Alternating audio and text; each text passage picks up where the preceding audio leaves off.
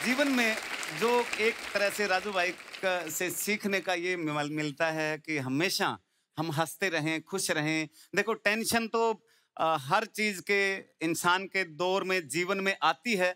मैं भी सब जो कपिल भाई ने बताया ना, सब गरीब गुजारे से निकले। पहली नौकरी मेरी स्विमिंग पूल पे चौकीदार रहा, फिर मैंने 6 साल कपड़ा मिल में नौकरी की।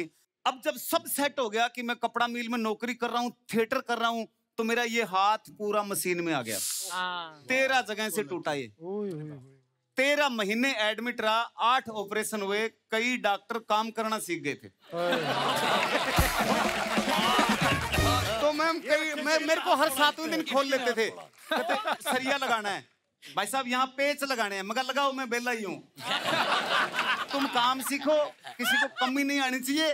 हाँ, अब मेरे हाथ में इतना प्लास्टर, सारा दिन हॉस्पिटल में, और मेरे सारा भूख लग रही है, खा रहा हूँ, सो रहा हूँ, घूम रहा हूँ। मैं अपने आप को समझाता था, आए रखिए जाए रखिए, जो मन में है वो गाए रखिए। टूटा है हाथ तो क्या हुआ, ख्याली कहीं ना कहीं फंसाए रखिए। तो टेंशन को हराने का सबसे अच्छा तरीका, अपने काम की स्पीड को बढ़ाइए। कि मैं जिसे ओढ़ता बिछाता हूं वो गजल आपको सुनाता हूं।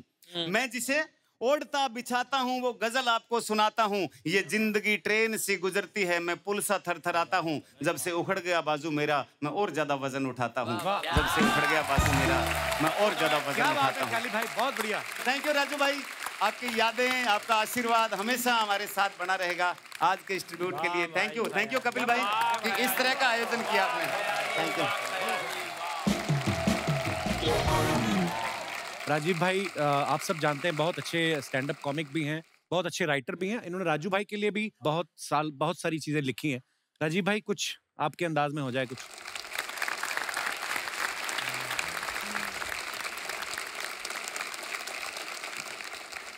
राजू भाई से मेरा बहुत पुराना रिश्ता रहा। कानपुर से हम और राजू भाई दोनों नेबर, पड़ोसी, बचपन से हम देखते आए हैं।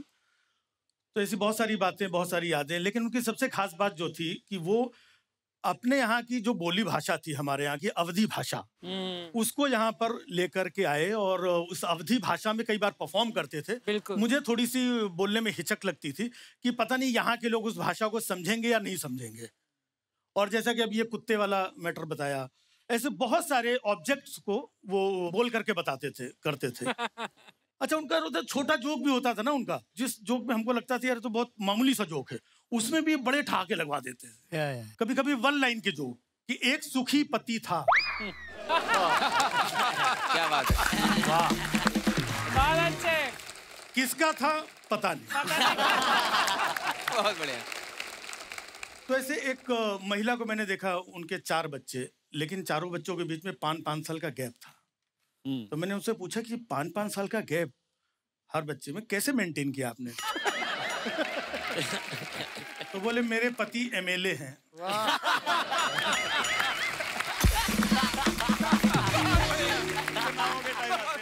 5 साल में एक ही बार आते हैं। क्या बात है। तो मैंने कहा ये बीच वाला, ये 2.5 साल का बच्चा, ये कैसे? बोले कभी कभी मध्यावधि चुनाव भी हो जाते हैं। मुझे याद है राजू भाई का वो एक्ट जब उन्होंने किया था, दत्त साहब का निधन हुआ था, तो शाम को उन्होंने एक्ट बनाया राजू भाई ने। हम लोग मिले तो सुना रहे थे कि किस तरीके से मैयत में भी हंसी निकल आती है। अच्छा, मैयत में अक्सर है कि रोने वाले भी तरह तरह के लोग होते हैं। कुछ बड़े जेंटलमैन होते हैं जो रुमाल उमाल लेकर के आते हैं बेचारे आराम से, हैं? समझ में नहीं आता है कि रो रहा है, कुछ सूंघ रहा है।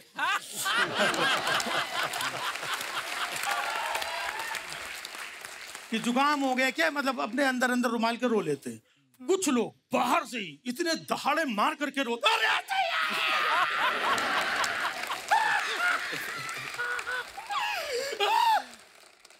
जो मरा था वो उठ के बैठ, आ गए क्या तुम? वो फिर मर गए। ओह गॉड। अच्छा, सबसे ज्यादा परेशान कौन होता है ऐसे टाइम पे?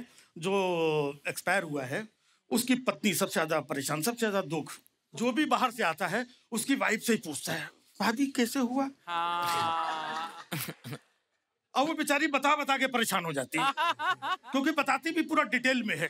अब भैया क्या बताए, कल रात में 8 बजा था, रोज तो 9 बजे आते, कल 8 ही बजे आ गए। कहने लगे समोसा खाएंगे। हमने समोसा वालों को फोन करके बुलाया, वो समोसा लेके आया, समोसा रखा, ये चले गए। वाह, कौन खाएगा समोसा?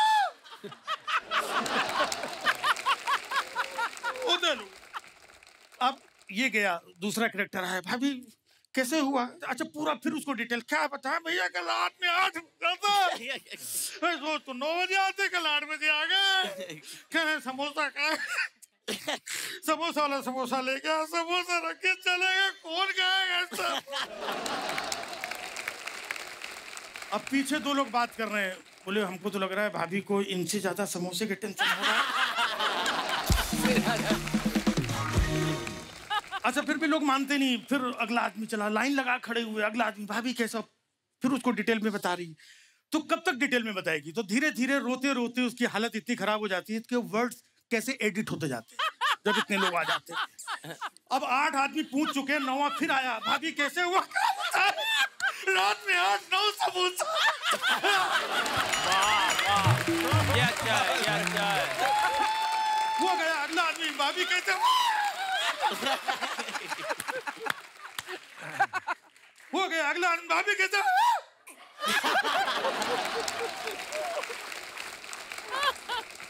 फिर आए, भाभी कैसे हुआ?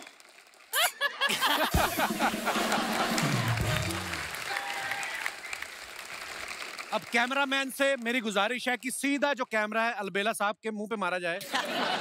अब मुस्कुराहट आ गई, लेकिन ये काफी देर से इनका मन था, इनका मन ना वो वाली भुआ की तरह हो गया था जिसके पति को सम्मान नहीं मिलता ना शादी में। अलबेला मेरा भाई, जोरदार तालियां अलबेला के लिए। देखो आदमी को 24 घंटे मस्त रहना चाहिए, फालतू बातों में कोई मतलब नहीं है। अभी एहसान भाई कह रहे थे, बोले मैं 24 देश गया। होता है, लड़कियां ज्यादा कहती है ऐसे, मैं अमेरिका गई, मैं न्यूजीलैंड गई, मैं लंदन गई। भले यही पनवेल में पड़ी पड़े ही लिख देगी सोशल मीडिया पे यहाँ वहाँ गई। मैं ऐसी कोई बात नहीं करता। मैं सच बताऊं, मैं राजस्थान के एक छोटे से गांव से आपके बीच में आया हूं, और भगवान कसम मैं वापिस भी वहीं जाऊंगा। क्योंकि एक बात बताओ, अपन अमेरिका, न्यूजीलैंड, लंदन घूमते फिरे और अपने घर के सामने दूसरे घूमते फिरे, क्या मतलब है फालतू बात? ये बढ़िया था। देखो क्या है कपिल भाई, हम कवि लोग हैं, हम 50% पागल होते हैं। अरे नहीं नहीं भाई, आप 100%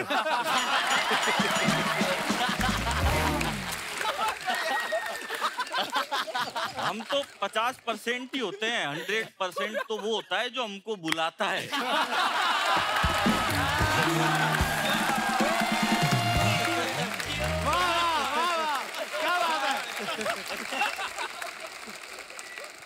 देखो मैं क्या है, ज्यादा लंबी कोई बात नहीं करता, अपन छोटी छोटी बात ही करते हैं। मैंने क्या है, एक बार दिल्ली में लंबी कविता सुना दी।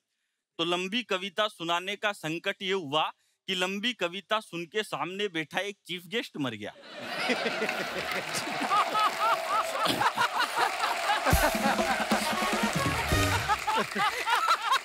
बैठ गया।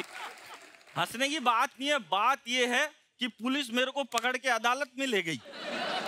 बोले तूने ज्यादा लंबी कविता सुना के हमारे चीफ गेस्ट को मार दिया, अब तुझे फांसी पे लटकाया जाएगा, तेरी कोई अंतिम इच्छा हो तो बता। मैंने कहा जज साहब, वो चीफ गेस्ट तो मेरी आधी कविता सुन के ही मर गया, अब मैं आपको पूरी कविता सुनाना चाहता हूँ।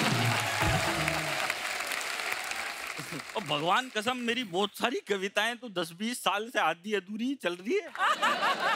तो ऐसा करना पड़ता है आदमी को, क्या है, दिमाग से काम करना चाहिए, और मैं तो दिमाग से ही काम करता हूँ। आपने जितने भी कॉमेडियन बुलाए, इनमें सबसे ज्यादा दिमाग मेरे ही पास है। मैं तो एक दिन क्या है, एक दुकान पे चले गया, मैंने दुकानदार से कहा, मैंने कहा भाई साहब एक काम करो, 5 किलो चावल दो। वो बोला काई में लेके जाएगा? अरे मैंने कहा थैला लेके आया ना, इसमें लेके जाऊंगा। उसने 5 किलो चावल थैले में डाल दिए। मैंने कहा एक काम कर 5 किलो गेहूं भी दे। वो बोला ये किस में लेके जाएगा? अरे मैंने कहा ये थैला लाया ना, इसी में मिक्स कर दे, मेरी लुगाई फिर ये बीनती रहेगी, तेरे को काई बात की टेंशन है। उसने दोनों एक में मिक्स कर दिए। मैंने कहा एक काम कर 5 किलो बाजरा भी दे। वो बोला ये किस में लेके जाएगा? अरे मैंने कहा तू तो मिक्स कर दे, लुगाई कर लेगी अलग अलग, तेरे को काई बात की प्रॉब्लम है। अब जैसे ही मैं थैला उठा के जाने लगा तो बोला भाई साहब पेमेंट।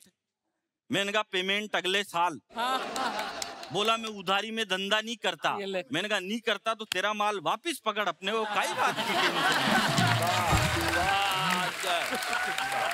टेंशन। इतनी टेंशन पालनी नहीं चाहिए। और अन्न कौन उगाता है? गेहूं, ज्वार, बाजरा कौन उगाता है? इस देश का सबसे बड़ा कोई हीरो है तो या तो खेत में खड़ा हुआ किसान है या फिर सीमा पर डटा हुआ जवान है।